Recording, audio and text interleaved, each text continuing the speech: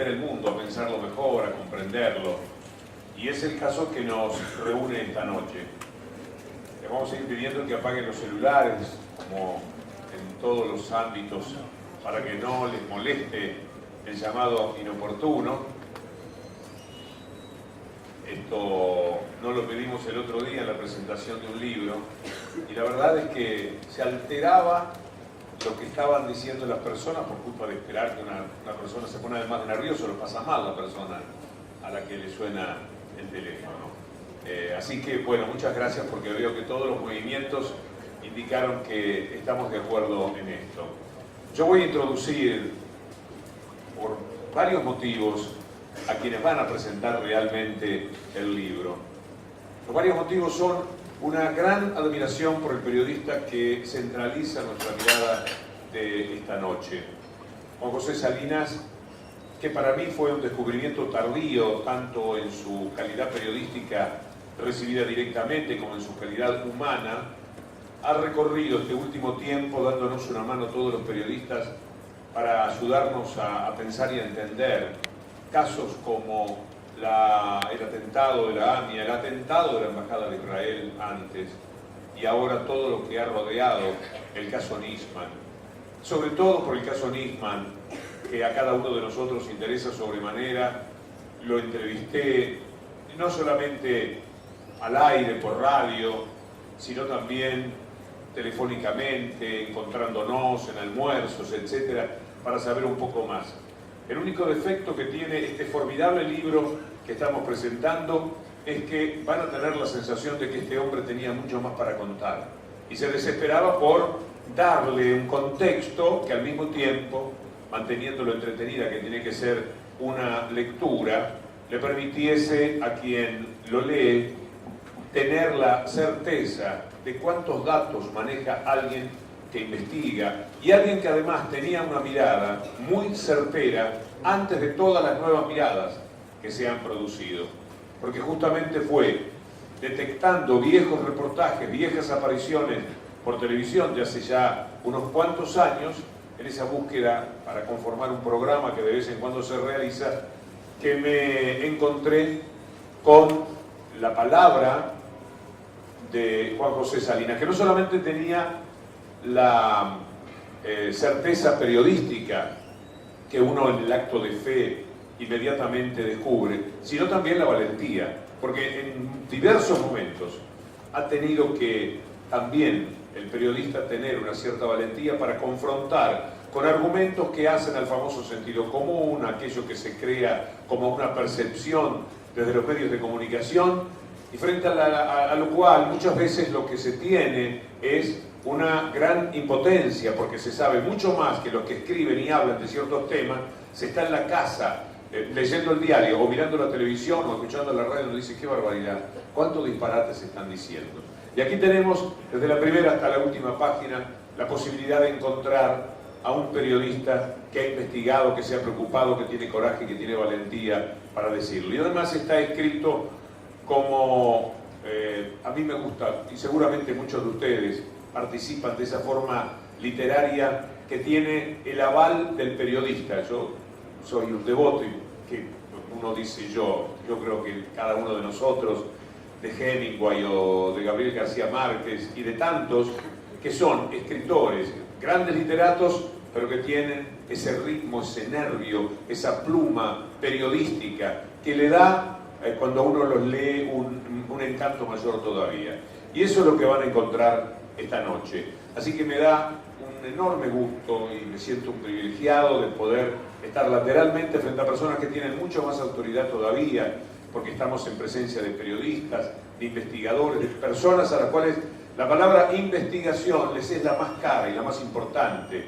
Lo decimos, por ejemplo, Ricardo Rajendorfer, porque los otros periodistas en realidad estamos para hacer el acto de fe, para descubrir, detectar la verdad a través de quien ha investigado. Pero los que hacen la investigación son mucho más que nosotros, son mucho más importantes que esa lectura que nosotros podemos hacer después para construir nuestros programas. Hay gente que se pasa revisando horas y horas documentos para llegar a media página de un libro. Y esto es lo que tengo en cuenta de Rubén Furman, que ha sido con el que hemos compartido tareas en Canal 7, con Ricardo Rajendorfer y con Teodoro Butt, que nos acompaña. Iba a decir Horacio González, que al final no ha podido venir.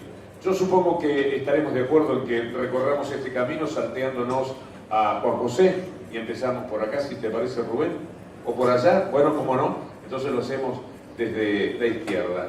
Ya estaba en consecuencia previsto. Me da mucho gusto presentarles a Teodoro Butt y compartir con ustedes una lección de periodismo sumado a la literatura y a la curiosidad infinita que nos provocan estos temas que hoy día nos habitan y que son parte de las confusiones cotidianas que tenemos. Así que, adelante, Teodoro.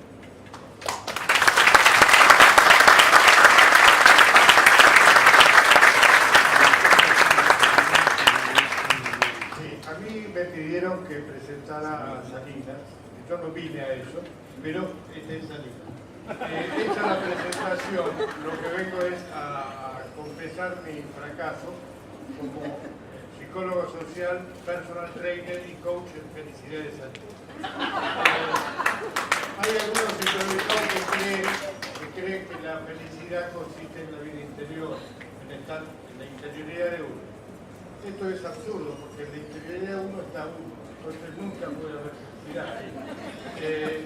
Yo intenté entrenarlo a Salinas en la filosofía de la felicidad que sigue al gran maestro bonaerense, y traté de explicarle que el arte de ser feliz consiste en hacerse boludo. Pero Salinas no escucha esto. Y yo, por ejemplo, yo lo conozco desde sus más tempranas incursiones periodísticas, que son olvidables y que no vale la pena comentar aquí. Y voy a presentar también de su etapa en España. Cuando Salinas llegó de regreso, trabajó en algunos medios que son más olvidables que el primero de él, que se llamaba La Voz del Chanta, y de Chantas Boys. Y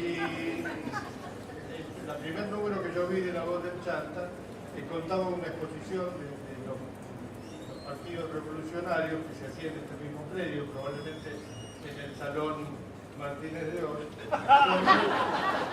donde Salinas comentaba una rareza, que era una jaula de la que colgaba, estaba el salón central colgaba una jaula entre la cual estaba encerrado un rojista mudo. Que así empezó tempranamente ganándose enemigos. Yo no sé lo que ha hecho en España, trabajó en el Diario de Barcelona haciendo política interior de España. Una cosa descabellada, porque él es argentino, por más que crea ser catalán. Y aquí trabajó en ámbito financiero, periodista, y trabajaba en el Diario Sur y en el Porteño, donde provocó mucha sensación, provocó sensaciones en muchos jóvenes lectores de esa época. Pero por supuesto, en forma muy oportuna se peleó con Jorge Lanata, 2 meses antes que Jorge Lanata abriera Página 2.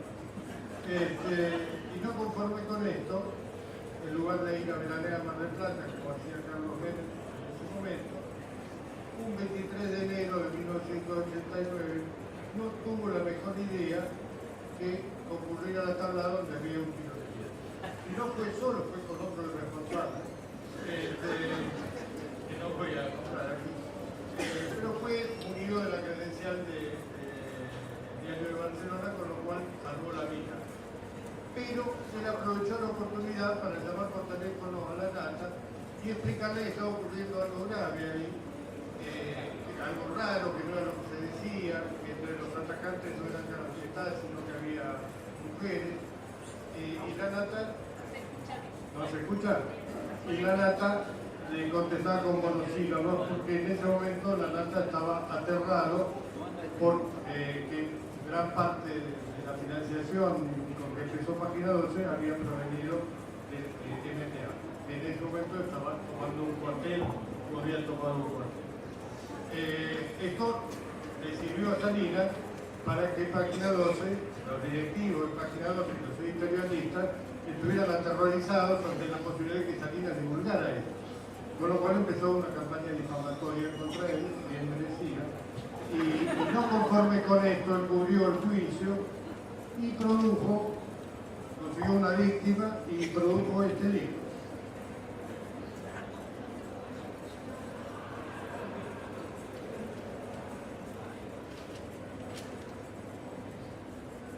Este libro. Este libro es un gran libro, es tan gran libro que son 3 libros que se ven, lo cual se nota en la tapa, es Gorriarán, La Tablada y la Guerra de Inteligencia en América Latina. Son 3 libros. En este libro él se pelea, por supuesto, con Página 12, que estaban aterrorizados, se pelea con el MTA, se pelea con el MTP, perdón. MTP. Y se pelea también con Gorriarán Merlo y compañía. Y además no tiene la mejor ocurrencia en este libro, que por suerte los editores con cierta inteligencia lo pusieron hacia el final. A ver si lo encuentro.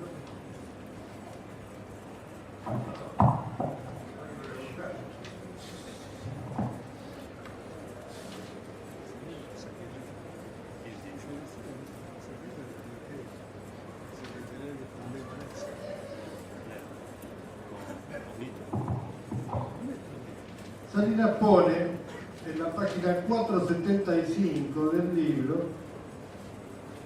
dice que hacer este libro a él le costó 4 años de investigación y trabajo, y dice que estos 4 años que tardó en pulir datos, en intentar confirmarlo, mientras Horacio González, quien lamentamos su ausencia en este momento, le había bastado apenas con 1 mes para entender todo esto que a Juan le llevó 500 páginas y 4 años. Pero además reproduce la nota de Horacio González. Con lo cual uno dice, voy, leo esta nota y me evito leer este papoteo. El resultado de esto es que uno de los editores responsables de esto abandonó la tarea editorial y se dedicó al psicoanálisis. Pero lo más grave es que se dedicó al psicoanálisis no como paciente, sino como terapeuta. Nosotros hemos tenido muchas sesiones en esto, de coaching, y en determinado momento fue contratado por la AMIA para hacer una investigación sobre el atentado a la AMIA. Yo me recuerdo que era en diciembre, no me acuerdo qué año, que me dio los originales que él había preparado, y yo me fui a La Pampa a pasar fin de año lo de mi suegra, y preparado para comer ravioles y todas esas exquisiteces que hacía mi suegra, que no le pude enseñar a mi mujer. Y el problema es que entré en una situación de paranoia muy seria, porque el libro se llamaba La AMIA, el atentado y quiénes fueron sus autores. El problema es que no era genérico esto, era con nombre y apellido. Y cuando salió el libro, estaban las fotos además de estas personas. Con lo cual, él se peleó con la comunidad, es decir, con la AMIA y con la DAIA, que no querían divulgar algunas cosas que él divulgó, y por supuesto se granjeó la enemistad de la Policía Federal. Después de nuestras sesiones de coaching, yo tenía que las hacíamos en ese momento en Chiquilín, yo tenía mucho miedo que algún taxista lo atropellara aprovechando el estado de embriaguez con que salía de esas sesiones. Pero finalmente las cosas dieron resultado y Salinas, que mientras investigaba lo de la AMIA conoció a Carlos de Nápoli, se puso a hacer un libro extraordinario sobre los submarinos nazis. Él se metió con gente que había muerto y por primera vez no se granjeó enemigos, pero nosotros perdimos un lugar donde comer. Y voy a explicar por qué, porque hacíamos el coaching en el Lezama. Entonces en determinado momento entramos al Lezama y el cajero, el dueño, Otero, que es el hermano de un famoso periodista al cual ese Otero desprecia mucho, dice, así que hiciste un libro, Salinas. Sí. ¿Sobre qué? Sí, sobre los nazis y sobre Hitler. Porque Hitler no murió en la Cancillería, le dice Salinas. Pero murió, si no tendría 120 años. ¿Pero qué va a morir? Dale, ¿qué va a morir? A partir de ese momento, cada vez que yo pedía un filete de merluza, venía frito por el aceite quemado que sacaba el rastrojero Otero. Decir que algo le sirvió esto. Pero no conforme con esto, dirigió un diario, el Ciudadano, en Rosario, y no tuvo la mejor ocurrencia de que el 9 de julio publicar dentro del Ciudadano un suplemento especial llamado El Súbdito, donde la corriente realista del Río de la Plata llamaba a regresar a España, ¿no es cierto? Con un titular que era "Ya es hora de volver a casa", porque se habían desaparecido en España las razones que habían dado origen a la independencia. No se ganó ningún enemigo porque solo provocó estupor esto y no hubo ninguna reacción. Así que algunos resultados del coaching daba. Pero hasta que se le ocurre hacer este libro, Narcos, Banqueros y Criminales, que lo hace porque yo quiero aclarar que a mí me contagió Salinas y yo hace un buen rato que estoy hablando de libros que no publicó la editorial Punto de Encuentro, con lo cual la editorial Punto de Encuentro se va a enojar mucho conmigo. Esto se debe a esta influencia. Y Narcos, Banqueros y Criminales se printe con todo. Se printe con Alcázar, que ahora está preso, pero en ese momento era muy poderoso. Y además tiene un raro mérito este libro de haber sido prohibido en Ecuador. O más que prohibido, desapareció de circulación en Ecuador. Y decir, ¿cómo puede pasar esto? ¿No? Solo a Salinas le puede pasar. Y Salinas, lo que pasa es que leyendo ese capítulo, Salinas se mete con unos señores que tienen nombres raros, un tal Novoa, Álvaro Novoa, conocido como el rey del banano. Yo pensé que era un cantante cuartetero, pero no, era el mayor exportador de bananas del mundo. Y con un Fidelegas, que es un banquero, sigue siendo un banquero muy poderoso. Todo esto es antes de correr. Bueno, se jubiló, pero sigue manejando todo eso. Y que es el señor que se quedó con la Reserva Monetaria de Ecuador, por ejemplo, ¿no? Y después de este libro, tuvimos muchas sesiones más, y el problema es que se termina descolgando con esto. Mismo, secretos inconfesables. Uno, decir que hay dos. Y entonces yo veo en la tapa a Sturzo, a Nisman y a Lourdes de Natale. Estoy seguro que va a decir, dice en este libro, que Lourdes de Natale no se suicidó, sino que lo mataron. Y que Nisman no lo mataron, sino que se suicidó. Cuando lo que debería decir es que lo mató Máximo Kirchner y escapó con la rendija que le quedaba. Esto es tremendo. Y por eso es que yo vengo a confesar el nivel de mi fracaso. Y no vengo acá y no voy a repartir mi tarjeta porque los demás de esta mesa son peores que él. Con lo cual me voy a dedicar a otra cosa. Probablemente yo también me dedique al psicoanálisis. Espero con paciencia.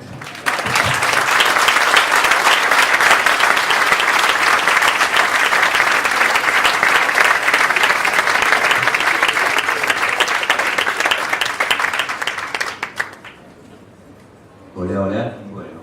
Bueno, ante todo es un honor estar con todos ustedes y también acompañado en esta mesa por quienes están, quienes además de ser grandes periodistas, son grandes amigos. Bueno, el libro de Salinas. El libro de Salinas empieza diciendo que los ojos de Nisman no eran azules, ¿no? Que es como aludía Víctor Hugo, un buen comienzo para una novela negra. Salinas se refería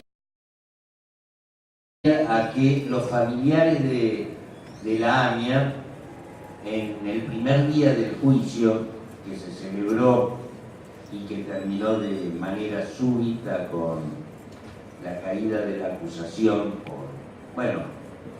por un hecho que todos sabemos, se sorprendieron de no ver sus ojos azules, puesto que tenía una conjuntivitis que le había impedido utilizar su lente de contacto. Ese detalle, ese pequeño detalle, comienza a describir de cuerpo entero un personaje. No solo su mirada, sino lo que el personaje suponía que debía ser su mirada. Una mirada, por cierto, que no tenía.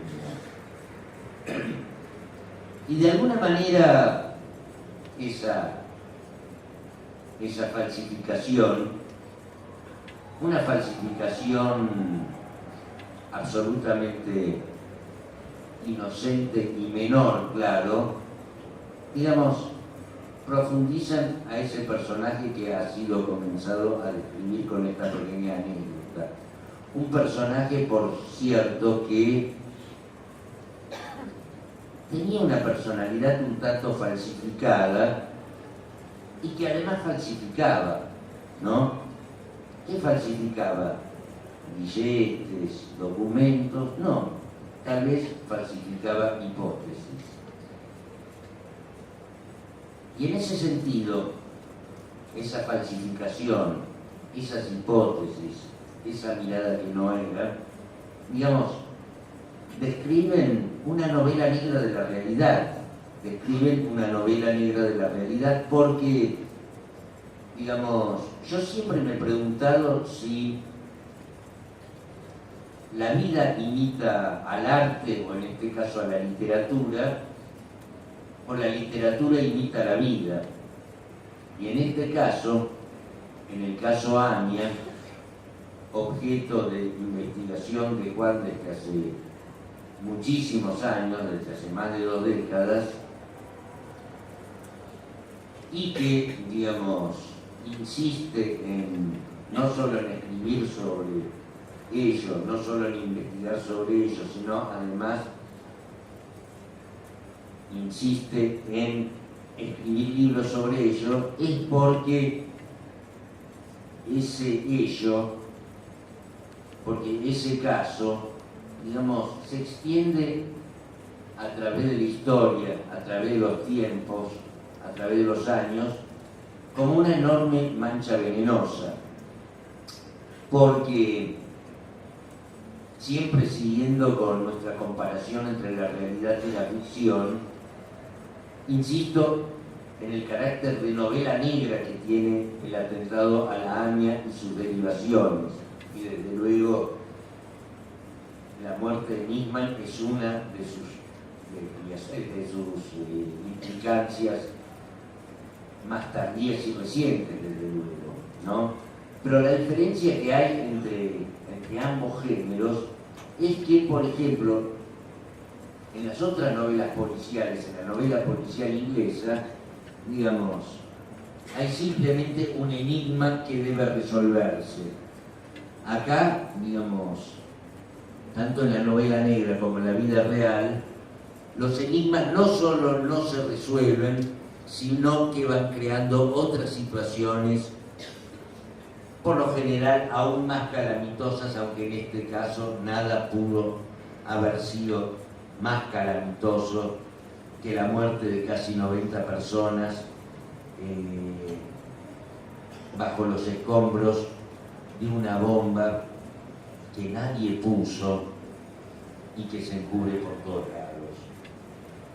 Si bien desde luego, digamos, el atentado a la AMIA ¿Se escucha bien? Si bien el atentado a la AMIA obviamente fue, además de haber sido el atentado terrorista más cruento de la historia argentina, habría sido, digamos, fruto, obviamente, de tensiones que no nos competen como país. Pero sin embargo, en este caso en particular, la Argentina, de una manera terriblemente extrema, se acopló al concierto de las naciones, o mejor dicho, a los conflictos que hay en el concierto de las naciones, en ese maldito concierto. En tal sentido, aparecen toda una serie de complicidades bien argentinas, de armados de causas y de armados de otras cosas, no solo de armados, sino también de armadores de automóviles y de espías. En ese sentido, sí se va dibujando una historia bien argentina. Y en ese sentido, y ese es uno de los puntos que más enfoca Salinas, es uno de los puntos que más apunta Salinas, es el atentado de la AMIA como una especie de emergente depositario de las tensiones existentes entre los servicios de inteligencia argentinos. Y en ese sentido, el primer libro que publica Juan sobre la AMIA también se enfoca en esa parte de la historia que es la intervención, en ese caso la intervención investigativa, entre comillas, de la CIDE en esos años. Y de algún modo, el libro que ahora estamos presentando es una especie de continuación o de epílogo de lo que venía insinuando Juan hace tantos años. Y, digamos, es, ya un secreto a voces que el atentado a la AMIA, además, entre otras cosas, dirimió y sigue dirimiendo una interna en la CIDE con personajes que bien vale describirlos, y Salinas lo describe. En ese sentido, la primera parte de la investigación, cuando la investigación estaba a manos del juez Galeano, la intervención de la CIDE estaba en manos de un sector que se llamaba Salapatria, cuyos bastoneros más famosos eran un tal Patricio Finen, un hombre que en sus años mozos supo frecuentar Automotores Orletti, y un ex militar que se llamaba Alejandro Brusón. Se hacían llamar Patricio Fonseca y Alejandro Brusón, no me acuerdo. Desde luego, la misión de ellos era, digamos, armar la conexión argentina a través de la hipótesis de la bonaerense. A raíz de esa operatoria, a raíz de ese armado de causa, es que cae Rivelli y compañía, o sea, los más de 10 oficiales de la policía bonaerense que se podría decir que comieron carne de su propia medicina al haber sido encarronados durante tanto tiempo por un hecho que no cometieron, ¿no? De la misma manera que ellos, digamos, habían hecho lo mismo en una escala mucho menor con, digamos, pequeños delincuentes suburbanos, pero de todas maneras, digamos, estuvieron 10 años encerrados por una causa que no cometieron y que fue armada por estos sujetos. Esa parte de la investigación, a raíz del conocimiento que se tuvo del soborno que recibió Tejeldín, también caen estos sujetos, también cae Ginen y también cae Bruzón, cae la famosa Sala Patria. Pero no caen exactamente por eso. Hay una anécdota que es muy poco conocida que señala, que digamos, podríamos titularlo como el falso atentado a Clinton. La cosa fue así.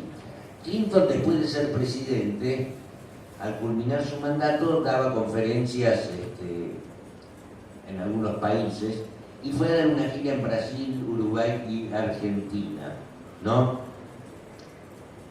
Entonces, digamos, estos muchachos deciden armar un falso atentado a Clinton, que consistió en lo siguiente. Llamaron nuevamente a una especie de colaborador, un soplón paraguayo, que ellos tenían la triple frontera, los mandan a la embajada norteamericana a decir que iba a haber un atentado contra Clinton, y ellos, desde Buenos Aires, desde la sede de la CIA en la calle 25 de mayo, ¿no? Dicen, va a haber un atentado contra Clinton. Las dos versiones coincidían. Claro que esta gente no calculó que los norteamericanos iban a apretar al informante paraguayo, que les dijo finalmente que lo del atentado en realidad le pagaron dos muchachos, Ginen y Bruzón, para que vayan ahí a hacer esa gestión. Eso marca la caída de estos sujetos y, digamos, esa caída ridícula, salida casi de una película neorrealista de italiano, propicia, digamos, el gran salto del ahora famoso Jaime Stiuso.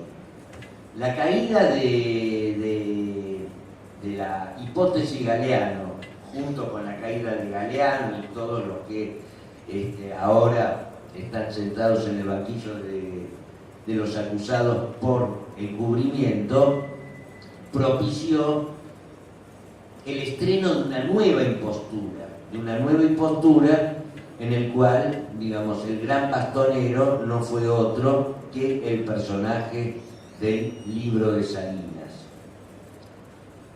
En ese sentido, el libro de Salinas no solamente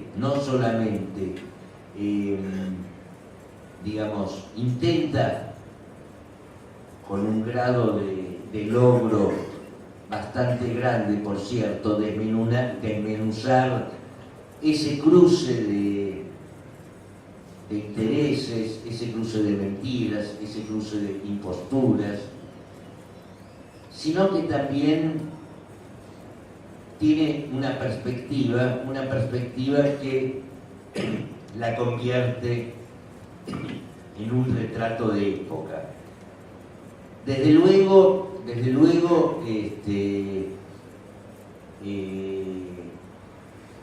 una manera increíble, los avatares de la investigación, los intentos del gobierno anterior por, digamos, llegar a una síntesis superadora de la investigación, nadie supuso hasta qué punto se convertirían en una especie de herramienta para disputar a través de ese hecho situaciones que nada tenían que ver con el atentado de la ANIA, sino con las tensiones propias de quienes querían que el gobierno anterior terminase de la peor manera posible. La increíble, porque aún resulta increíble, muerte de Nisman, una cosa que según mi punto de vista y según el sentido común no pudo haber sido fruto de otra cosa que de lo que comúnmente se llama una drástica determinación, o en este caso una drástica autodeterminación, terminó, digamos, marcando esta novela esta novela de realidad que Salinas, digamos, cuyos escombros comenzaron a ser recogidos por Salinas, quien hoy está presentando tal vez una de las mejores lecturas de las tantas que se hicieron sobre esta tragedia, que a todas luces es una tragedia argentina. Muchas gracias.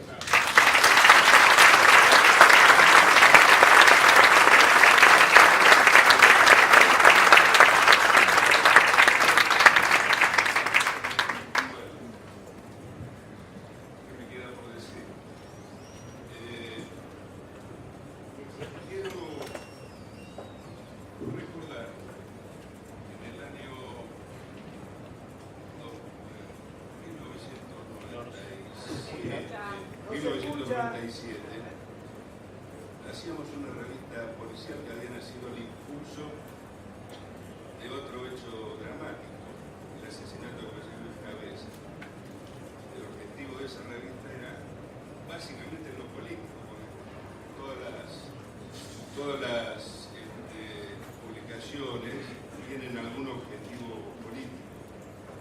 Y el objetivo de esa revista era llegar a los orígenes de esa maldita policía, como se le empezaba a llamar entonces. Yo era uno de los editores de esa revista y teníamos dos colaboradores. Uno que era camarero, Rajendorfer, que era uno de nuestros redactores estrella, porque era el gran especialista precisamente en la maldita policía, en la bonaerense. Y Juan era un colaborador externo que nos traía verduras raras, como decimos nosotros, nos traía, para empezar, la historia que él estaba trabajando. Nosotros no sabíamos que estaba trabajando eso, pero en un momento nos lo blanquea, que él estaba trabajando en un equipo que investigaba básicamente el expediente. El expediente es una de las dimensiones de la investigación, es la dimensión judicial de una investigación, que tiene otros andamientos, otros carriles. Uno puede ser el de los servicios de inteligencia, si así operan, de las fuerzas de seguridad, y el expediente es aquello que va a conducir eventualmente a una condena, es decir, al hallazgo de una verdad jurídica o penal. Y entonces él nos contó que él estaba trabajando en un equipo que había organizado la AMIA, que era uno de los querellantes de esa causa, para leer el expediente, para ver lo que se iba volcando allí. Recuerdo que nos presentó al abogado entonces del abogado de la AMIA en la causa, y que resultó ser un tipo muy simpático hasta que terminó trabajando para la viuda de Escobar, lo que lo obligó a dejar la causa AMIA. Y entonces él venía, y ahí en esa revista, estamos hablando de 1997, ¿no?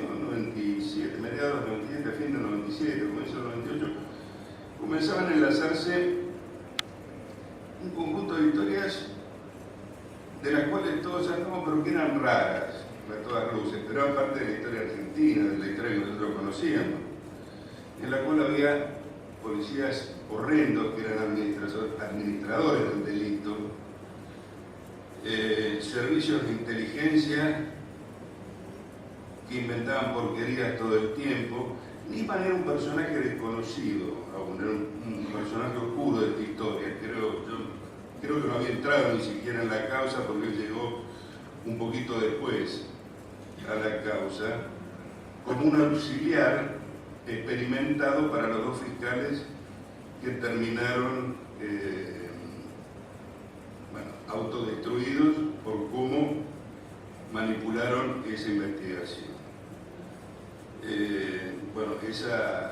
Eso que se ha dado en llamar el verdadero encubrimiento, la causa del encubrimiento, en este momento está en un juicio oral. Nisman fue el único sobreviviente de ese equipo de fiscales que investigó de manera espantosa, inculpando artificialmente a policías bonaerenses de un hecho que no habían cometido, aunque podrían haber cometido, porque esto es lo que le daba verosimilitud a la historia. Podrían haber cometido esos hechos. Y entonces, Nisman fue el único sobreviviente de ese equipo de fiscales, que incluso terminó hundiendo, desprendiéndose de esos dos fiscales con los que colaboraba con la investigación de la cual él había participado. Y me parece que que está relatado en el primer capítulo del libro, es tan ilustrativo como los ojos azules de Nisman, que como nos enteramos después, yo me enteré después con eso, se llamaba Natalio, no se llamaba Alberto. Y entonces uno empieza en estos pequeños hechos a descubrir que hay algo oculto, algo que te están mintiendo. Yo del libro no quiero hablar exactamente, confieso que lo estoy leyendo, pero creo, más como editor, yo no soy exactamente un investigador, soy más un editor periodístico, que Pájaro lo que está haciendo es reescribiendo continuamente un libro, que es casi el mismo del principio y que lo está enriqueciendo y lo está depurando. Algunas de las hipótesis del atentado, él mismo las tiró por la borda y apuró, el tema del coche bomba, por ejemplo. Y en otros le fue poniendo personajes, o fue incorporando personajes que a la distancia ya nos resultan incomprensibles, que tiene que ver no de Natalia con esto, que tiene que ver con una historia que tiene 20 años y que se van perdiendo los hilos. El Pájaro es un gran reconstructor de esos hilos, es su manía, me parece. Retomar esos hilos que se van perdiendo, que se van, no sé cómo hace, pero los compila de manera asombrosa y tiene yo ayer le decía un poco en joda, una manera un poco femenina de contarlos, es axial. Él empieza a contar una historia y empieza a contar todo lo que está a los costados. Y dice, bueno, eso merece una digresión. Y te cuento la historia, y vos decís, ay, se va a perder el rubro y no va a poder volver, pero no vuelve. Y le va poniendo entonces estos personajes que se han ido perdiendo, y él los va incorporando, para ver entonces algo así como una película, no la foto. Nosotros en el último año y medio hemos estado sometidos a una foto tremenda, dramática, que terminó abriendo una grieta enorme en la sociedad, irresuelta, una forma de llevar la lucha política al terreno judicial. Lo vemos todos los días, prendemos canales de noticias y vemos en directo un allanamiento, eso es algo insólito. O sea, este tipo de procedimientos que nosotros a los cuales estamos sometidos durante el último año y medio y que yo creo que han tenido un peso decisivo precisamente al resultado de la lucha política, como dijo Patán, porque han incidido de manera decisiva en la creación de una conciencia, un estado de situación y en convertir en culpables a aquellos que los familiares de las víctimas de la AMIA, seguramente no haya nadie que tenga mayor interés en el esclarecimiento del atentado que ellos, porque no juegan ningún otro partido que no sea ese, han visto todo el tiempo con desconfianza. Me parece que ese primer capítulo está muy bien logrado en el sentido que están las voces también de esos familiares, donde cuentan el tipo de desencanto en que los va conduciendo el personaje. Es decir, cómo va mirando sus posiciones, cómo es un tipo acomodaticio, cómo es un tipo que va ubicando su posición en función de intereses que no tienen nada que ver con la investigación, sino con su propia posición en la historia, que es lo que aparentemente le señala a su propia exmujer, que en el diálogo final que ellos tienen, donde le dice, vos te interesan otras cosas, vos estás luchando por otras cosas. O sea que a mí me parece que el libro este, del cual insisto, quiero escucharlo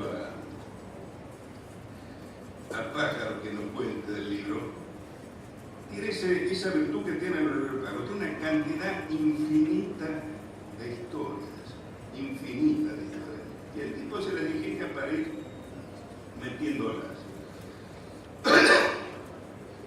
Por momentos a uno le parece, por mirar al lector, que algunos son hipótesis muy conspirativas. Bueno, es un vicio de nuestra generación. Y por ende pierden equilibrio. Lo que seguro no cree Juan es en la objetividad. Afortunadamente, desde hace mucho que no cree en la objetividad. Cree que se puede ser honesto, se puede tratar de ser imparcial, pero no, supuestamente. Él se ubica en un lado. El lado que él elige se parece mucho al de los familiares de las víctimas. Y creo que lo explicita, digamos, bueno, estos tipos que están persiguiendo la verdad y que no juegan ningún otro partido, juegan ese partido nada más, y que ven como esa búsqueda se va deshilachando y va entrando en una cantidad de juegos complejos, perversos, que no tienen nada que ver, incluso que le dibujan al personaje. Me parece que esto es lo que está bien retratado. O sea que, así sea por conspirativo, quizás por arbitrario, pero por ubicarse claramente de un lado, me parece que es un libro valioso, es un libro que apunta a tratar de encontrar, como dice Ricardo, ¿qué aspectos tiene esta novela de la historia argentina? ¿En qué medida contiene parte de la historia, de una trama oculta de la historia argentina? Es decir, ¿qué subyace detrás de todas esas historias de mentiras? ¿Es algo de nuestra personalidad como sociedad? ¿Es parte de los gobiernos que nos tocaron? ¿Qué es? Bueno, yo creo que el libro este apunta de manera compleja, pero a tratar de formarnos una idea de eso. O sea que en buenas obras, y ojalá tenga buenas revistas, ¿no?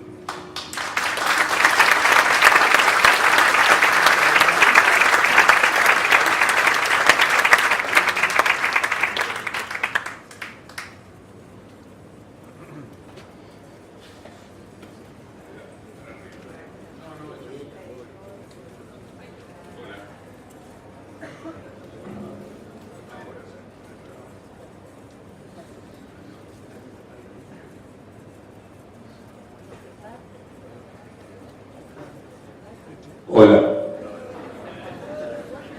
Muchas gracias. Buenas noches a todos. Bueno, es cierto eso que siempre uno está escribiendo el mismo libro, de alguna manera. Me pude escapar una vez en submarino de la realidad. El disparador, además de la suerte de que Pedro Brieger me llevara a integrar un equipo que investigaba el atentado en el mismo año que ocurrió, en el año 94. El disparador, digo, es lo que dejó dicho Rodolfo Walsh acerca de dar testimonio. El disparador es el horror. Cuando fue la bomba de Lamia, igual que había ocurrido con el asalto al cuartel de la Tablada, pero en una forma todavía más agudizada, estaba en el aire que las cosas no eran como nos contaban. Ya del primer día, todo olía a mentira. Si no hubiera podido acceder al expediente judicial, poco hubiera podido hacer. Pero una vez que uno accedió al expediente judicial, una vez que uno vio, no puede cerrar los ojos y decir, bueno, no vi nada, mejor no me conviene, lo mejor es cambiar el tema. Yo no he podido, no puedo, porque creo que en la ética original del periodismo está en dar testimonio y en no mentir. Es verdad que solamente los locos y los niños pueden decir siempre la verdad. Pero bueno, uno trabaja para empresas, muchas veces no puede ir contra los intereses de la empresa para la cual está trabajando. Pero aún así, uno no tiene que mentir. Lo más que puede hacer es omitir para poder sobrevivir y seguir comiendo, pero no mentir. Y si alguien dice la verdad, no desmentir en nombre de tus patrones. Entonces, bueno, cuando me metí en el tema del atentado de Alamnia, decidí esto, y esto me costó carísimo, porque tuve invitaciones a sumarme al consenso que existía. Que yo no conozco otro caso donde todos los medios hubieran cerrado una versión falsa. Junto con el gobierno argentino, los gobiernos de Israel y de Estados Unidos se pusieron de acuerdo en haber una versión falsa, y todos los diarios también. Los diarios hacían agenda, por lo tanto, toda la gente que estaba en otros medios iba detrás de lo que decían los diarios, ¿no? Bueno, me quedé afuera, porque no quise entrar. Y pasaron muchos años hasta que se produjo esta presentación, en principio me dejó tan atónito, de fiscal Nisman contra la presidenta y su canciller. Inmediatamente, bueno, ahí ya algunos periodistas y colegas me llamaron, entre ellos me llamó Víctor Hugo, y ahí estuvimos charlando como 20 y pico de minutos sobre este tema, sobre lo que había pasado. Claro, el gancho que yo tenía, que yo venía hace mucho tiempo diciendo que Nisman se iba a suicidar antes, se iba a suicidar, yo decía, se va a quemar a lo bonzo antes de poder ir a Teherán a enfrentar a la gente que acusaba, porque no tenía absolutamente ninguna prueba. Y todo el escrito que tenía antes era tan bochornoso como el que después iba a ser contra Cristina y el canciller Timmermans. Pero ningún periodista lo había querido ver. Todo el mundo decía que bueno, las acusaciones eran, me dijo un amigo que sabe que estuvo con un archienemigo de los iraníes, gente que estaba enfrentada mortalmente. Entonces es como preguntarle a Hitler qué piensa de los judíos. Es algo que se sabía de antemano cuál iba a ser la opinión. Y esto estaba basado en estos dichos, sin ninguna precisión, todas las acusaciones. Otra gente que, con excepción de Moshe Rabani, que era el agregado cultural de la embajada de Irán, el resto ni siquiera había ninguna prueba que hubieran pisado alguna vez la Argentina. Entonces, era como acusar a Antonio Cafiero de haber ordenado poner una bomba en el Majlis, en el Parlamento iraní, que creo que hubo un atentado, murieron como 70 o 80 diputados, y echarle la culpa a Cafiero. Era gratis, porque no se iba a poder demostrar. Entonces, ante esto yo decía, no, nunca va a ocurrir que vaya. Y efectivamente, después de 10 años de gastar dineros públicos y de percibir dinero de narcotraficantes y de los servicios secretos israelíes y de ser invitado por los servicios secretos norteamericanos a viajar y de colaborar con el FBI, con el Mossad, y de irse sin pedir permiso con lindas chicas a pasear por los balnearios del mundo, luego de todo esto se le acabó la cancha a este hombre. Y entonces pasó lo que pasó. Pero bueno, ¿qué pasa? Viene una editorial de primera línea y me ofrece escribir un libro sobre el tema Nisman. Y es como ponerle una botella de whisky de 30 años a un alcohólico perdido. Yo lo vi, que me ofrecían hacer eso y no lo podía creer. Decía, a mi juego me llamaron.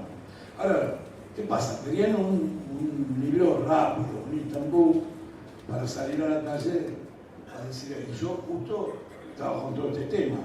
Entonces, tardé en hacer el libro, escribí el doble que esto. Y entonces, y en el medio la editorial arregló con Clarín. Bueno, siempre pasa, ¿no? Un periodista de Clarín escribió un libro bochornoso que lo único que dice es que Nisman tenía enterradas y guardadas pruebas entre Cristina y Cafiero, y Timerman, perdón, y que las iba a sacar esas pruebas una vez que Cristina dejara de ser presidente. Bueno, ahí está. Nunca apareció nada y el libro sigue por ahí dando vueltas, irá a saldo dentro de unos pocos meses y lo podrán comprar por 7, 8 pesos o 10 pesos en cualquier lado. Y en estas circunstancias, entonces me acordé de mi vieja amistad con Carlos Benítez, el editor del Punto de Encuentro, que había empezado su editorial con 2 libros. Creo que el primero fue el mío, pero si no salimos a la par con un libro de Teodoro Bucci, que era la primera edición del Narcos, Banqueros y Criminales. Y entonces hicimos este libro con bastante felicidad, estoy muy contento de haberlo hecho. Lo vamos a seguir porque ahora, en cuestión de un mes o así, va a haber una reedición de Narcos, Banqueros y Criminales muy actualizada, donde voy a hablar de una hipótesis que tengo, que es que estas empresas cáscara, fantasma, que se abrieron en Panamá, sirvieron para pagar un chantaje para que no hubiera más atentados, por ejemplo, entre otras cosas. Inmediatamente después, los tiempos los tengo que fijar yo con él, vamos a tratar de publicar la segunda parte, antes de fin de año. Hay que ver qué dice Clarín, claro. Y no creo que vaya a tener comentarios negativos de Clarín. No creo que tenga comentarios de ninguna naturaleza. Bueno, lo que yendo un poco, después si quieren hacer alguna pregunta la contesto. Quiero decir, hay una analogía con lo que sucede, siempre hay una analogía con la actualidad. Y esta analogía con la actualidad que permanentemente, como todos sabemos, entre otros motivos, por 678, por todos los problemas que hubo, por la prédica incesante de Víctor Hugo y por muchos otros periodistas, como sabemos, siempre hay una enorme manipulación de los medios. Entonces, lo que me pasó en este libro, que a mí me parecía que es mucho más misterioso, quién era y qué hacía Nisman vivo durante toda esta década, y tratar de desmenuzar qué es lo que hizo exactamente, por qué lo hacía, cómo lo hacía, y qué relación tenía esto no solo con los muertos del hambre, también con los de la Embajada de Israel. O sea, casi 100 muertos en 2 grandes atentados. Yo creo que uno de los capítulos más logrados que tengo del libro es de la Embajada de Israel, precisamente, ¿no? Y entonces, lo mismo pasa en la actualidad. Se ha encontrado en Panamá una larguísima serie de empresas fantasma, ninguna tuvo movimiento, no piensen mal, todo el mundo las abre y paga la cuota anual, no se sabe para qué, de funcionarios del gobierno. Y este es un tema gravísimo. Ustedes piensen, por ejemplo, que el ministro de Hacienda de la ciudad de Buenos Aires, que tiene 9 causas abiertas en Brasil, 6 de ellas penales por defraudación y estafa, y otra aquí, sacó una serie de bonos en su momento, el tango S, ¿no? Era 8, que por $475.000, supuestamente para prolongar las líneas de subte. No prolongó ninguna línea de subte. El dinero lo pusieron en el banco de la ciudad, que se fue degradando y devaluando, y pagaron una comisión de $9 millones. En el mismo momento que pagan esa comisión de $9 millones, este señor abre una empresa cáscara, creo que en las Bahamas, y otra cuenta en una subsidiaria, una sucursal de Credit Suisse, que era el cual le habían pagado los $9 millones de comisión. Está clarísimo. Obraron, o sea, tienen que demostrar lo contrario, es el poder, es el gobierno. Por de esos 9 millones de dólares miti-miti para financiar la política. Mientras esto pasa y se siguen descubriendo todos los días como setas que crecen después de la lluvia, cuentas corrientes de allegados al poder, todos los programas de televisión están buscando dinero escondido con bulldozer en la Patagonia, como si fuera el tesoro del pirata Morgan, y todos los toman de pelotudo, porque ayer había estado el programa Todos en los Gorilas Insignes con este programa de América TV, hasta tal punto que el Turco Asís, siempre, bueno, el Turco Asís parece la razonabilidad absoluta frente a todos los demás monstruos. Entonces estamos en el, bueno, para no hablar de intratable, no tienen un kirchnerista oficial de pim pum paf, y todo el mundo dice la barbaridad de más abyecta, ¿no? Se tuvo que ir Yoma, que es antikirchnerista, fue siempre, se tuvo que ir del programa, porque no le dejaban decir nada. Bueno, ¿cuál es la cosa? Si nosotros, uno se pone tonto y se distrae, ¿qué pasa? Que ese es el tema más importante. Y yo los 90.000 dólares que se encontraron, no es que lo defienda Báez, para nada, Báez que lo juzguen, pero Báez es un particular, que ha hecho negocios a la sombra del Estado, como Franco Macri. ¿Dónde se hizo rico Franco Macri? Durante los años de la dictadura. Y nadie dijo, y además estuvo procesado. No sé, a mí me parece que si hace un año y medio hubieran tenido funcionarios procesados como Sturzenegger, como Grindetti, como el propio Macri, que fue elegido presidente procesado, ustedes se imaginan el coro que habría de los Clarín y de todo ahí, una cosa terrible. Y hoy estamos todo el día buscando estos 90.000 dólares, yo la verdad que no lo conozco, el caso Báez bien, pero a veces dudo incluso de que fueran de él. Yo creo que alguien lo enterró, porque no se puede gastar tanta plata en bulldozer ni en hacer pozos y después no encontrar nada. Tiene que encontrar por lo menos un criptodón, que algo que justifique.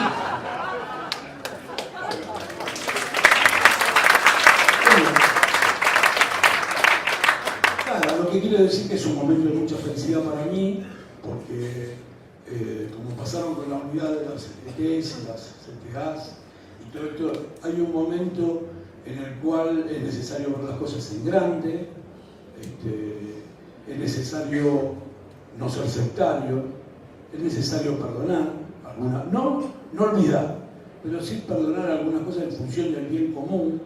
Me parece que la noción del bien común, de salvar lo que se ha conquistado, de volver a no de la misma manera, porque nada vuelve de la misma manera y porque es necesario siempre volver para atrás y hacer autocrítica. No tiene por qué ser mea culpa.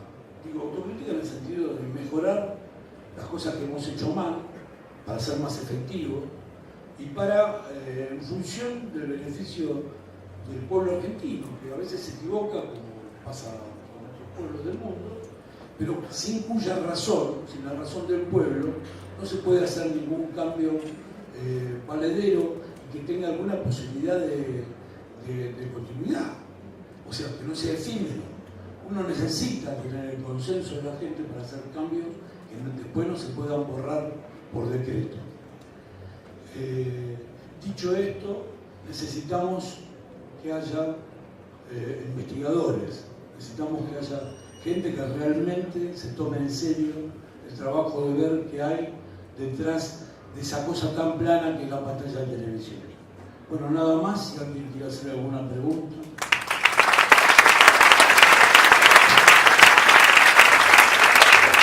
Una pregunta aquí, el señor.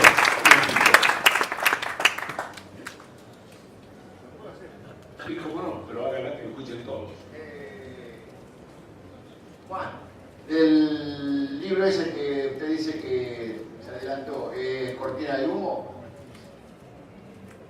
No, Cortina de Humo es un libro bastante, o sea, es un Istanbul, pero es un libro bastante logrado por dos cosas. Una, porque el título es muy bueno, y la segunda cosa es porque tiene la intuición La Nata y Goldman tuvieron la intuición de que la camioneta bomba era un verso atómico.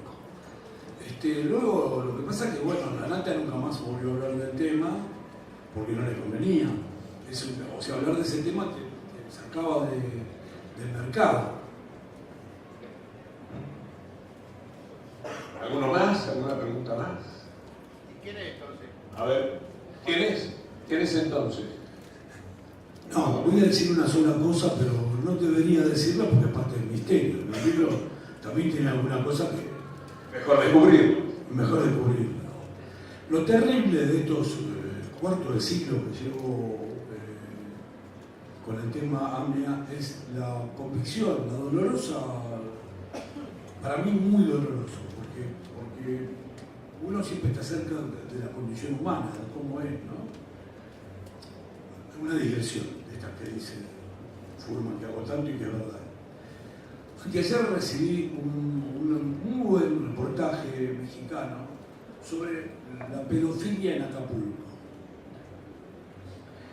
Es un artículo larguísimo, lo leí, y es un artículo que te pone contra la pared, porque es terrible lo que pasa dentro del lugar donde está institucionalizada la pedofilia, ¿no? Como Tailandia, me parece que yo no sabía que Acapulco era así. Entonces está lleno de testimonios de chicos, hablan chicos, jovencitos, traficantes, y realmente uno se asoma a una cosa tan horrible de la condición humana, ¿no? Realmente da vértigo. Entonces yo no sé si publicarlo o no publicarlo, porque debería tener un contrapeso de alguien que te dé un poco de esperanza, porque pones ese artículo y salís de ahí y buscás un rincón para boletearte. Lo mismo me pasó con el tema de Lamia. Yo no podía creer el grado de hijoputez. La voy a hacer corta. No pues no hay secreto de a millones. Las cúpulas de los servicios secretos, la CIA, el Mossad, la Policía Federal. La Policía Federal, no el jefe, ahí estaba desplazado, no es el jefe, sino que es otro sector. ¿Sabía? Antes. Kirchner lo dijo una vez, dice, el encubrimiento empezó antes, pero no solo el encubrimiento, porque se hizo con permiso. Son bombas que se ponen con permiso. O sea, se va y te dice, mira, yo quiero poner una bomba acá, pero no quiero tener problemas después. Y bueno, entonces encargársela a este. A nosotros nos viene bien, porque nosotros también queremos esto, por distintos motivos. O sea, hay varios motivos. Las bombas se ponen, por un lado, porque había una deuda de dinero muy grande, que no estaba documentada, ¿no? De tráfico de drogas y de armas, y bueno, se quería que se pagara esa deuda.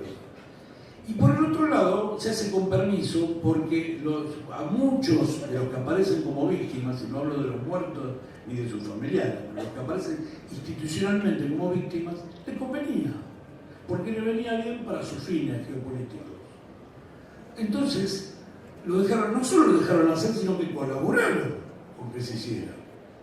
Esto se hace en las altas cúpulas, por supuesto no se hace abajo. No es que si no murió ningún dirigente, ni de la AMIA, ni de la DAIA, ni de la OSA, ni ninguna persona importante de la Embajada de Israel, esto no quiere decir que los dirigentes de la DAIA, de la AMIA, de la OSA, necesariamente supieran lo que iba a ocurrir. No es así, no funciona así. En el caso de la AMIA, los llevaron a todos, los citaron a un lugar, a los dirigentes. Entonces, un lunes, casi a las 10 de la mañana, no había nadie dirigente. Lo que quedaban eran empleados simples o gente que iba a pagar el sepelio. O sea, o gente que pasaba por la puerta, tuvo la desgracia de pasar por la puerta. O sea, toda gente de a pie, como nosotros, como todos nosotros. Entonces, eso provoca horror. Yo no lo podía creer. Tuve que estar años mirándolo así, mirándolo de otra manera. Porque eso provoca horror. Es lo mismo que ser fusilado por la gente que viene en una ambulancia, que te fusile por la espalda, fusilado por la Cruz Roja. O que los bomberos vengan y te tiren nafta al incendio y se rían provoque más vivo, provoca espanto. Bueno, es necesario permanecer con los ojos abiertos. Uno tampoco puede creer el grado de sensibilidad que tienen algunos de los funcionarios que tenemos hoy. O sea, ninguna sensibilidad. O sea, cero, como que fueran reptiles, o no fueran mamíferos. No les importa a la gente. Han estudiado en algunas universidades públicas, algunos, y otros en universidades privadas, y es como que se han desafectado. Ellos no son parte. Ahí las cosas son así. El capitalismo funciona así. No son parte. O sea, uno pensaba que los vendepatrias, pero también viene el estupor de que son gobernantes elegidos. Entonces, bueno, esto para combatir la perplejidad, yo me dedico a escribir estas cosas. Juan José, primero como lector, ahora como pensador.